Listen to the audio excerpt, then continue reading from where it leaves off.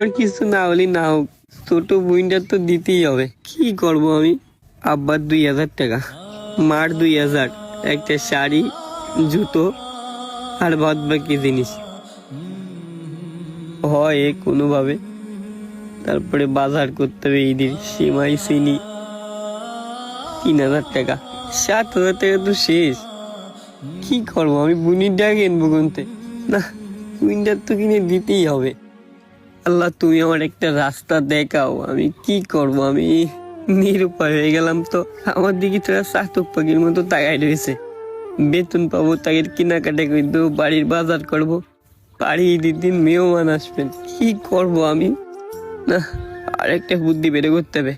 আব্বার ওই 2000 টাকাতে 500 টাকা বাঁচায়, মার তো একটু বাঁচায়, বইন্ডার একটা ব্যবস্থা করতে হবে।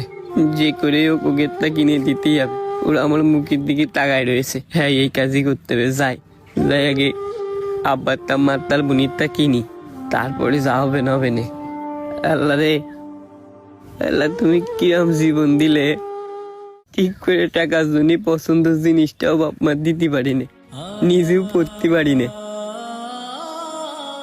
এই তো, এই জায়গায় মনে হচ্ছে সব পাওয়া যাবে না। ভাই আসসালামু আলাইকুম। ওয়ালাইকুম আসসালাম। ভাই কি লাগবে আপনার? ও ভাই, লাগবে তো মেলা কিছু। আপনি একটা কাজ করেন, প্রথম আব্বারটা দেন, একটা লুঙ্গি দেন আর একটা পাঞ্জাবি দেখান। ভাই এই যে এইগুলো আছে ভালো লুঙ্গি, আর পাঞ্জাবি আছে সুতির কাপড়ের, পলিস্টার কাপড়ের। এই যে এইগুলোর ভিতরে হবে।